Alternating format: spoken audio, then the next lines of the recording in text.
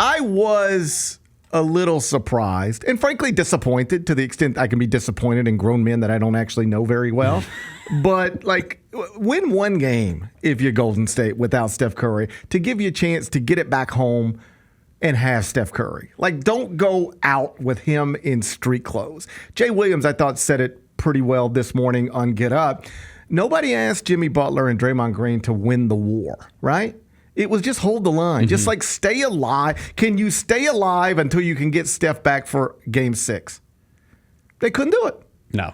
4 straight losses without Steph Curry by an average of 11.8 points per game.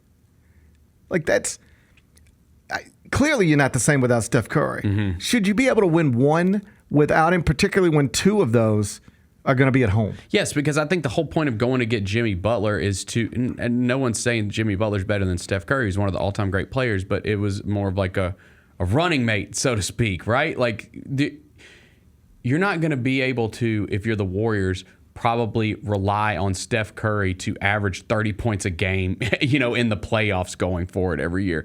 You're going to have contributions from other guys.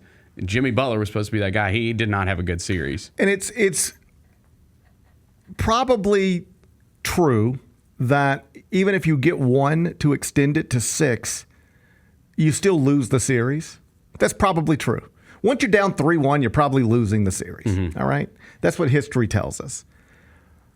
But what would that building look like for a Game 6 in San Francisco with Steph Curry playing for the first time since Game 1? Right. I mean, wild. It would be on fire. Who knows how it would unfold? Maybe Anthony Edwards goes big. Julius Randle continues to be great. Steph is on the court but doesn't look like himself. He's clearly hobbled, right? But you don't know. Right. And then if you can somehow get that one at home, well, then you're in a Game 7 with your championship DNA, and the Timberwolves are feeling like, oh, my God, have we let this thing slip away? And you don't know. And that is disappointing. If I'm Steve Kerr, if I'm connected to that Golden State franchise, I am disappointed that my guys couldn't win one game without Steph. Yeah. Like, you didn't have to win Game 2. You didn't have to win Game 3. You didn't have to win Game 4. You didn't have to win Game 5. You needed to win one of them. Win one of them just to get us back home in a Game 6 with Steph Curry in uniform. Couldn't do that. Disappointing. And now people are starting to wonder, again, because this is what you do, about their so-called championship window, about the Warriors' so-called championship window. I saw former Grizzly Danny Green on TV this morning, and he said, in his opinion, the Steph, Jimmy, Draymond championship window is now closed. Do you agree with that? No, I don't agree with that. I think the rest of their roster is just not great. That's, they didn't even want to play Jonathan Kuminga, and they had to lean on him heavily, these last couple games. And I just, they're going to be in this situation where they're going to have to get creative. I think they could still win a championship with those 3 guys, but they're clearly going to have to improve that bench and the rest of that roster. Undeniably. Yep. Probably got to do something with Kuminga. Yep. If only because he hates the coach and the coach hates him. Right. And that's just not going to work. Whatever he's going to be, it's not going to be there. Right. Yeah. If it's going to be something good, it ain't going to happen there. Right. Like, they don't believe in each other anymore. You can't have 2 people working with each other. This is almost regardless of profession. But certainly in basketball, it's just very difficult once 2 important people have lost belief in each other, then somebody's got to go. And It's not going to be Steve Kerr, so it needs to be probably Kuminga. They do need to mess around the edges. They do need to get the rest of the roster better somehow, some way. And I'm certain they'll attempt that. But I'm not convinced that a Steph Curry, Draymond Green, Jimmy Butler core with the right pieces around them and proper health couldn't find themselves in position to compete for a championship again. Like, it just... And I understand, like, these guys have to go on TV and talk the same way I got to go on TV and talk, right? And so you get asked questions and you answer them to the best of your ability, and you got to fill the space with something. It just feels like we should have learned by now that talking about people's championship windows, you just end up looking stupid if you keep insisting that they're closing after every loss. You realize it was like 4 months ago, people were saying that Steph Curry championship window was done in Golden State. And then they made one deal and people are like, oh, it's open again. It's back, yeah. And then Steph Curry gets hurt, and it's like closed again. over, right? Like, what are we doing? Right. I just think it's silly to talk that way. He was also awesome before he got hurt. Yes. It's just silly to me to talk that way, given how much we know. We know that injuries always dictate this stuff. Mm-hmm. Always. And so here's the truth. The Warriors had the fourth best odds in the NBA to win the title like 10 days ago. Now their championship window is just closed shut because Steph strained his hamstring in game 1 of a second round series. Do you realize if Steph doesn't get injured, Golden State is coming off of a series win over the 2 seed in the West. They're up 1-0 on Minnesota in possession of home court advantage in this series against the Timberwolves. Would they have won it? I don't know. Would they have won it and then also beaten Oklahoma City to get to the NBA Finals? Assuming Oklahoma City is the team that advances on the other side of the... I don't know. But it's not hard to imagine that, is it? No, and I mean... If Steph Curry never gets hurt, is it hard for you to imagine them beating the Timberwolves? No, and I mean... Of course not. Even, like, you got to think, they went on this big run. They weren't playing well before they got Jimmy Butler. And then they were playing quite literally like one of the best teams in the NBA. Yeah, and were able to get into that top 6. And so, what does it look like when they have a full season together? Like, are they a top 3 seed? And then is this more matchup based in the playoffs? Like, I just think there's so much left to play out with that to me. Here's the truth. Yeah. As long as Steph, Jimmy, and Draymond are all healthy, there's a chance. Yes. And if one of them isn't, there's probably not a chance. And that's the way this thing is going to go for a lot of different franchises. Do you understand this? Think about this for a second as we're talking about championship windows and are they open or are they closed?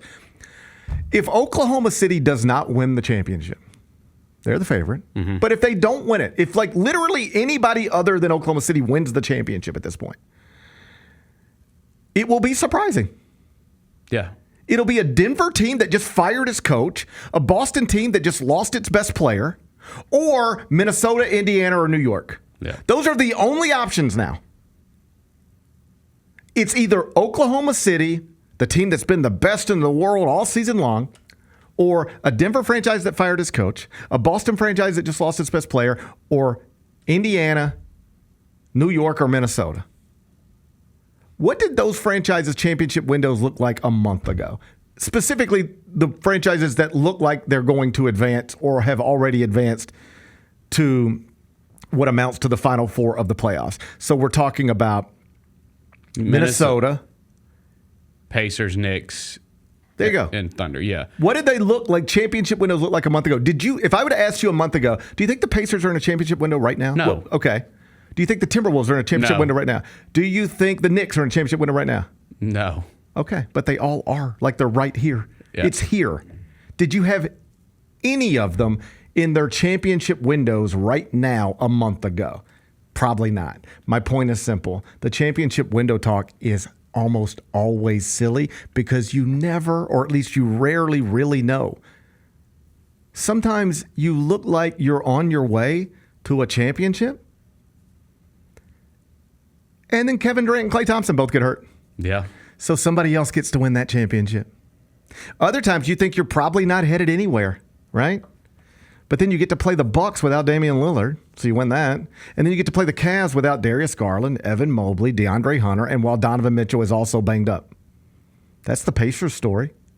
Did you think this was their championship window right now? Well, right now they have the fourth best odds in the world to win the title. And they're in the Eastern Conference Finals for the second straight year. It's like I've been saying for weeks now. Get in the fight and see what happens.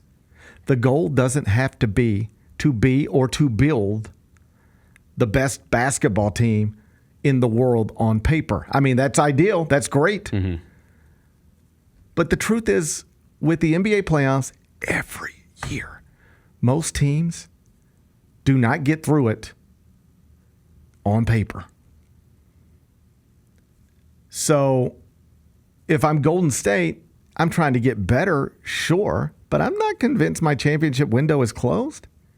You ready for this? Get to the second round again next season. Play the Timberwolves in the second round of the Western Conference playoffs again next season. And then you ready for this? This is how quickly it could flip.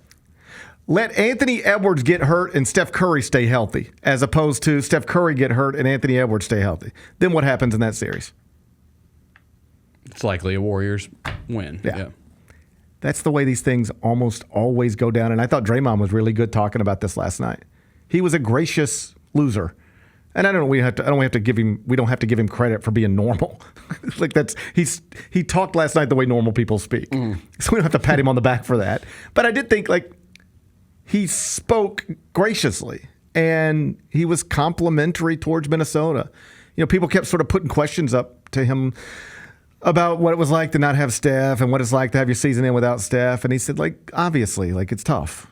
This is not fun for anybody, but they beat us. And when you are in the playoffs, you don't apologize for anything.